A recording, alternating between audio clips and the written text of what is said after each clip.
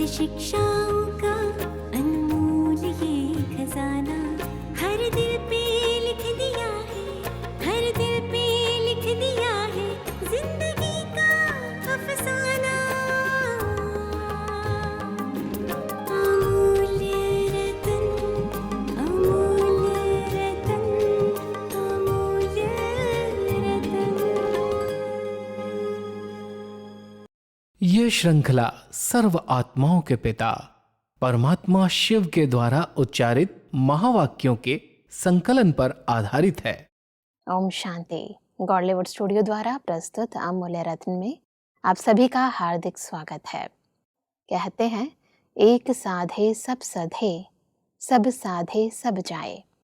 ईश्वरीय पढ़ाई की चारों सब्जेक्ट्स का भी आपस में कुछ ऐसा ही कनेक्शन है। यदि एक सब्जेक्ट को हम यथार्थ रीति समझ जाएं, तो बाकी सब्जेक्ट्स में स्वतः ही निपुणता आ जाती है। ज्ञान, योग, धारणा व सेवा के गहरे संबंध को व ईश्वरीय पढ़ाई में नंबर 1 आने की विधि को आज हम ईश्वरीय महावाक्यों द्वारा गहराई से जानेंगे। और इन महावाक्यों के स्पष्टीकरण के लिए हमारे मध्य हैं प्रजापिता ब्रह्मा कुमारी ईश्वरीय विश्वविद्यालय के वरिष्ठ राजयोगी शिक्षक आदरणीय राजू भाई साहब। भाई साहब, आपका आज के एपिसोड में बहुत बहुत स्वागत है। भाई साहब, आज हम बात करेंगे 13 अक्टूबर 1992 के महावाक्यों पर, जिसका टॉपिक है नंबर 1 बनना है तो ज्ञान योग को स्वरूप में लाओ। परमात्मा कहते हैं कि इस ईश्वरीय पढ़ाई पढ़ने की विधि सिर्फ सुनना नहीं है, लेकिन हर महावाक्य स्वरूप में लाना है। तो सुनना सबका एक जैसा है, लेकिन स्वरूप बनने में नंबरवार हो जाते हैं। लक्ष्य सभी का एक ही रहता है कि मैं नंबर 1 बनूं। ऐसा लक्ष्य है ना, लक्ष्य नंबर 1 का है, लेकिन रिजल्ट में नंबरवार हो जाते हैं, क्योंकि लक्ष्य को लक्षण में लाना, इसमें लक्ष्य और लक्षण में फर्क पड़ जाता है। सब ईश्वरीय पढ़ाई पढ़ने की यथार्थ विधि को थोड़ा स्पष्ट करें। परमात्मा ने बहुत सरल शब्दों में हम सबको बताया कि ज्ञान सुनते तो सभी हैं, लेकिन ज्ञान सुन करके उसका मनन करें, चिंतन करें, वो स्वरूप में ले आए। स्वरूप में नहीं लाए तो सिर्फ सुन लिया, दूसरों को सुना दिया। जी। हम अपने जीवन को ऐसा नहीं बना सकते जैसा हमारा लक्ष्य है। परमात्मा कहते हैं, जिस प्रकार से नंबर 1 बनने का लक्ष्य रखते हो, ऐसे ही अगर लक्षण अपने जीवन में आ जाए, माना जो आप सुन रहे हो वो आपके जीवन में धारण हो जाए, तब लक्ष्य और लक्षण समान हो जाएगा और नंबर 1 का जो लक्ष्य है उसको प्राप्त कर सकते हो। नहीं तो सुनने वाले, सुनाने वाले तो बहुत हैं, लेकिन धारण करने में नंबरवार हो जाते हैं। परमात्मा अपने बच्चों को नंबर 1 बनाना चाहते हैं और उसकी यही विधि बताते हैं कि जो आप ज्ञान सुन रहे हो उसे अपने स्वरूप में धारणा के अंदर ले आओ, और ले आएंगे तो आप नंबर 1 में आ जाएंगे। परमात्मा कहते हैं कि चारों ही सब्जेक्ट का एक दो के साथ संबंध है। अगर एक सब्जेक्ट ज्ञान संपूर्ण विधि पूर्वक धारण कर लो, अर्थात ज्ञान के एक एक शब्द को स्वरूप में लाओ, तो ज्ञान है ही मुख्य 2 शब्दों का, जिसको रचयिता और रचना व अल्फ और बे कहते हो। रचयिता बाप की समझ आ गई, अर्थात परमात्म परिचय संबंध स्पष्ट हो गया, और रचना अर्थात पहली रचना मैं श्रेष्ठ आत्मा हूँ, और दूसरा मुझ आत्मा का इस बेहद की रचना अर्थात बेहद के ड्रामा में सारे कल्प में क्या क्या पार्ट है, यह सारा ज्ञान तो सभी को है ना। लेकिन श्रेष्ठ आत्मा स्वरूप बन हर समय श्रेष्ठ पाठ बजाना, इसमें कभी याद रहता है, कभी भूल जाते हैं। परमात्मा ने ज्ञान को बड़े सरल शब्दों में 2 ही शब्दों में बताया है, अल्लाह और बे। एक, हम परमात्मा जो रचयिता हैं उनको यथार्थ पहचान लें और उनके साथ हमारा संबंध जुटे। जब परमात्मा की पहचान आ जाती है तो उनकी रचना जो है, सृष्टि की आदि मध्य अंत, पूरा ज्ञान बुद्धि में स्पष्ट हो जाता है। तो परमात्मा कह रहे हैं जो आपकी आदि रचना है, सतयुग की जो रचना है, वो आप श्रेष्ठ आत्माएं हो। और आप आत्माएं जो श्रेष्ठ रूप में आदि में आई सतयुग के अंदर, वही सबसे श्रेष्ठ हीरो पार्ट बजाने वाली पूरे कल्प के अंदर श्रेष्ठ आत्माएं हो। जी। जब आपको रचयिता और रचना का ज्ञान मिल गया तो वो श्रेष्ठता अपने आप जीवन में आ जानी चाहिए। इसलिए परमात्मा कहते हैं अगर एक सब्जेक्ट में आप पक्के हो गए, ज्ञान को यथार्थ रीति से समझ लिया और इन 2 शब्दों को अपने जीवन में उतार लिया, तो ज्ञान से योग सहज हो जाएगा। और जब योग परमात्मा के साथ जुट जाएगा कि मैं एक श्रेष्ठ आत्मा हूँ, वो मेरे पिता परमात्मा है, तो योग के आधार से मुझे जो बनना है उसकी धारणाएं अपने जीवन में आती जाएंगी। और जब जीवन के अंदर ज्ञान और योग की धारणा हो जाती है तो नेचुरल हमारा चलना फिरना कर्म सेवा होने लगती है। तो चारों ही सब्जेक्ट ज्ञान, योग, धारणा और सेवा अपने जीवन में धारण कर लिया तो चारों सब्जेक्ट कवर हो जाती हैं। आगे बढ़ते हैं तो परमात्मा कहते हैं कि ज्ञानी है, लेकिन ज्ञानी तो आत्मा, वह स्थिति नहीं है। योग लगाने वाले हैं, लेकिन योगी जीवन वाले नहीं हैं। जीवन सदा होती है और जीवन नेचुरल होती है। योगी जीवन अर्थात ओरिजिनल नेचर योगी की है। तो सब एक है, ज्ञानी तो आत्मा और दूसरा योगी जीवन। दोनों को थोड़ा स्पष्ट करें। दोनों का अंतर परमात्मा यहाँ बता रहे हैं कि ज्ञान जीवन में नहीं अगर आया तो ज्ञानी तो आत्मा नहीं कहलाएंगे। ज्ञानी हैं, ज्ञान सुनने में धारण करने में आगे हैं, लेकिन ज्ञान स्वरूप में आ जाता है तो परमात्मा कहता है ये ज्ञानी तू आत्मा। जैसे ज्ञान उसकी हर चलन से, कर्मेंद्रियों से स्पष्ट दिखाई देता है। ये समझ, ज्ञानी माना समझदार, सोच समझ करके हर कर्म करने वाला, हर बोल बोलने वाला, वही एक ज्ञानी आत्मा कहलाती। ज्ञानी तू आत्मा। तो परमात्मा कहते हैं ज्ञान केवल 1-2 घंटे के लिए सुन लिया, दूसरों को सुना लिया, उसके लिए नहीं है, लेकिन एक ज्ञान हमारे स्वरूप में आ जाए, हमारे जीवन में आ जाए, हर कर्म के अंदर दिखाई दे, ये ज्ञानी आत्मा है, ज्ञानी तू आत्मा। तो जब ज्ञानी तू आत्मा हम बनेंगे तो परमात्मा से योग सहज हो जाएगा। जो ज्ञानी है वो योगी बन जाता है। योग लगाने वाला नहीं, 1 घंटा 2 घंटा 4 घंटे वाला नहीं, लेकिन योगी जीवन है। पूरा समय, जीवन माना पूरा समय, पूरी आयु योगी जीवन है। इसलिए परमात्मा कह रहे हैं आपका चलना बैठना, सोना, खाना पीना, जो आपके कर्म चल रहे हैं उसमें दिखाई दे, ये योगी है। योगी माना पवित्र है, योगी माना न्यारा और प्यारा है। जी। जब ऐसी योगी जीवन बन जाती है, ज्ञानी और योगी जीवन बन जाती है, तो धारणाएं हमारे जीवन से दिखाई देने लगती हैं। बिल्कुल। परमात्मा कहते हैं कि जो ज्ञानी जीवन व योगी जीवन में रहते हैं, तो ज्ञान और योग संपन्न हर कर्म नेचुरल होते हैं। अर्थात ज्ञान और योग यही उनकी नेचर बन जाती है और नेचर बनने के कारण श्रेष्ठ कर्म, युक्ति युक्त कर्म नेचुरल होते रहते हैं। तो समझा, नेचर नेचुरल बना देती है, तो ज्ञान और योग मूल नेचर बन जाए, इसको कहा जाता है ज्ञानी जीवन, योगी जीवन वाला। तो जब कहते हैं कि मूल नेचर बन जाए, इससे क्या तात्पर्य है? जो बात निरंतर चलती है, मान लो कोई संस्कार हमारा निरंतर चलता है, तो वो निरंतर करने वाली चीज़ एक नेचर बन जाती है। जैसे आदत बन गई मेरी, बार बार कोई कर्म किया जाए, बार बार कोई बोल बोला जाए, तो वो जैसे नेचर में आ जाता है। तो परमात्मा कहते हैं ज्ञान और योग की जब नेचुरल नेचर बन जाएगी, आपकी नेचर आपके हर कर्म को श्रेष्ठ बनाएगी, युक्त युक्त बना देगी। जैसे आजकल देहाभिमान की नेचर नेचुरल हो गई है, देखना, बोलना, खाना पीना सब देहाभिमान दिखाई देता है, चलने में भी दिखाई देता है कि इसको बॉडी कॉन्शियस है, अपनेपन का अहंकार है। परमात्मा कहते हैं जैसे वो नेचर एक नेचुरल बन गई है, ऐसे आप एक आत्मा हैं, आप एक ज्ञानी आत्मा हैं, योगी तो आत्मा हैं, ये नेचर में आ जाए।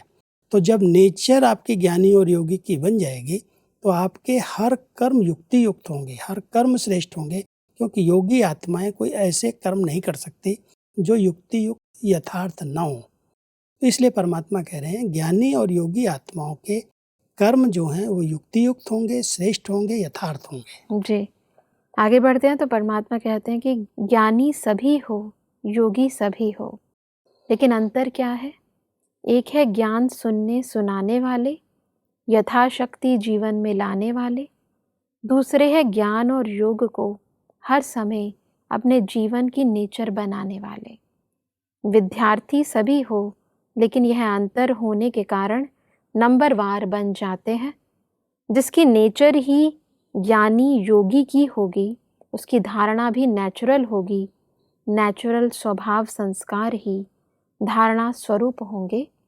बार बार पुरुषार्थ नहीं करना पड़ेगा कि इस गुण को धारण करूं, उस गुण को धारण करूं, लेकिन पहले पहले फाउंडेशन के समय ही ज्ञान, योग और धारणा स्वरूप अपनी जीवन बना दी।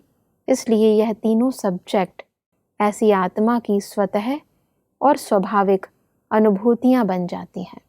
मतलब ज्ञान, योग, धारणा के तीनों सब्जेक्ट्स की इन अनुभूतियों को थोड़ा स्पष्ट करें।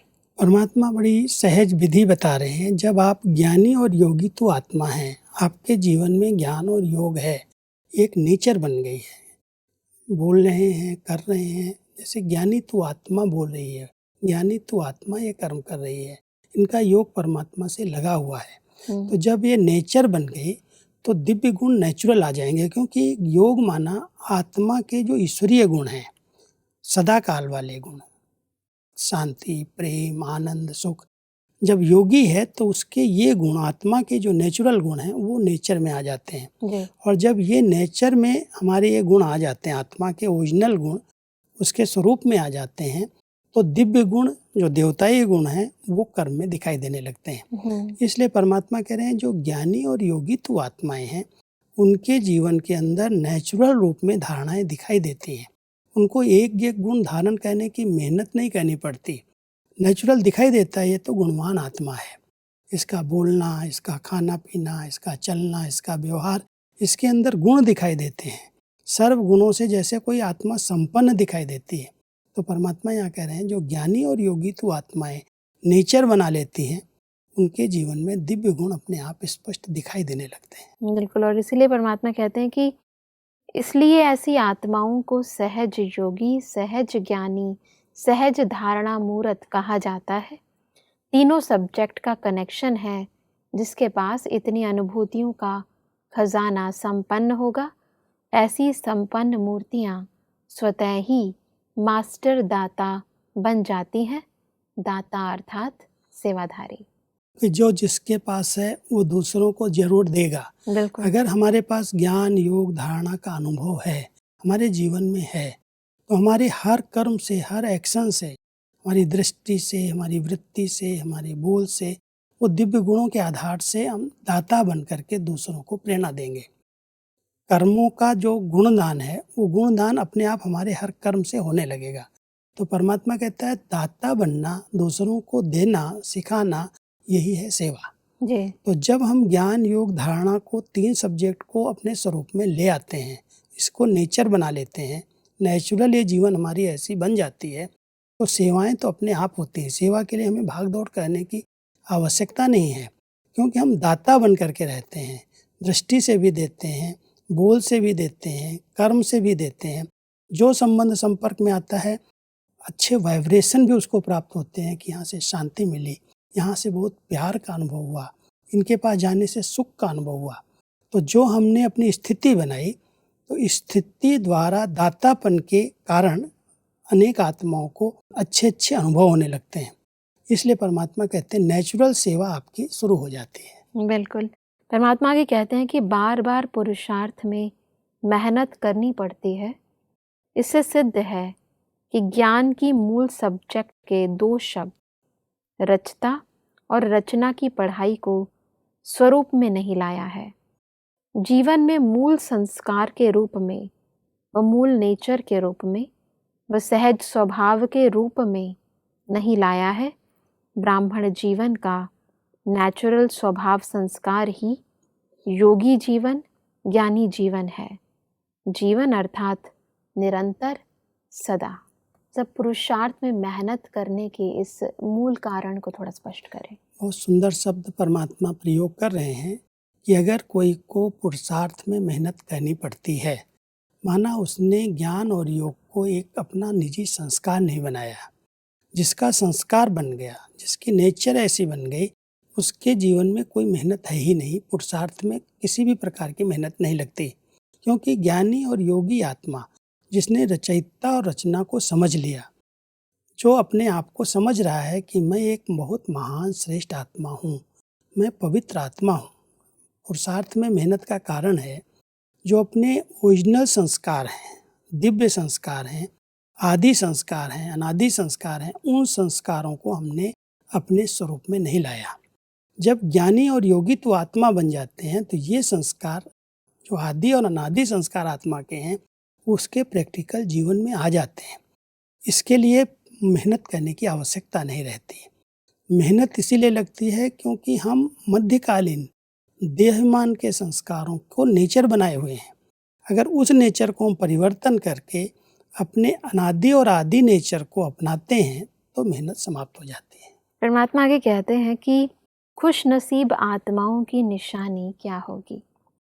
उनके चेहरे और चलन से सदा खुशी की झलक दिखाई देगी। चाहे कोई भी स्थूल कार्य कर रहे हों, साधारण काम कर रहे हों, लेकिन हर कर्म करते खुशी की झलक दिखाई पड़े, इसको कहते हैं निरंतर खुशी में मन नाचता रहे। परमात्मा कहते हैं जो मेरे बच्चे खुश नसीब हैं, उनके चेहरे से, उनके कर्म से, उनके चलने फिरने से खुशी झलकती है, दिखाई देता है, ये बड़े खुश नसीब हैं। क्योंकि जरा भी कहीं उदासी ना आए, कोई भी प्रकार का कर्म का चिंतन न चले।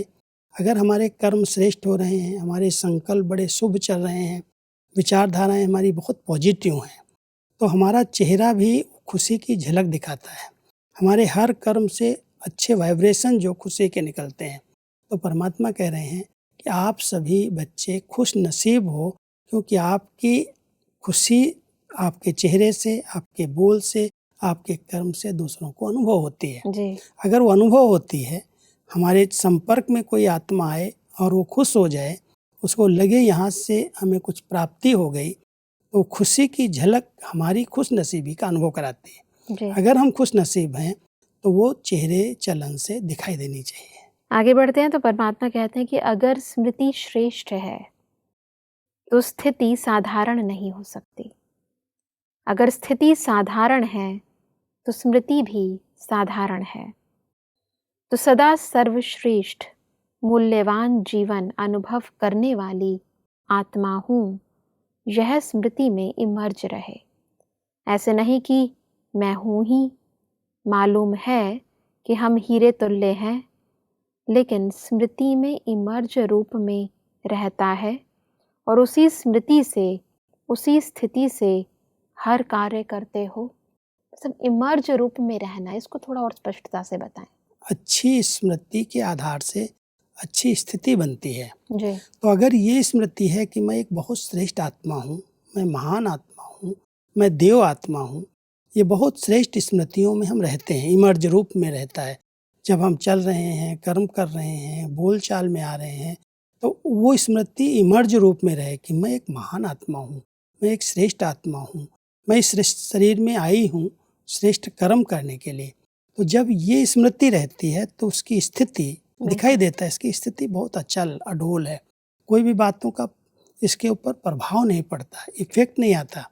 तो परमात्मा हम सबको कह रहे हैं स्थिति का आधार स्मृति है, और स्मृतियाँ जो परमात्मा ने हमें दी हैं, बताई हैं कि आप ऐसी महान आत्मा हो, ऐसे देव कुल वाली आत्मा हो, आप पूज्य आत्मा हो, आप पूर्वज आत्मा हो। जो सोमान स्मृति में दिलाए हैं जी। वो सोमान बार बार एक अच्छे से अच्छा सोमान ले करके हम अभ्यास करें।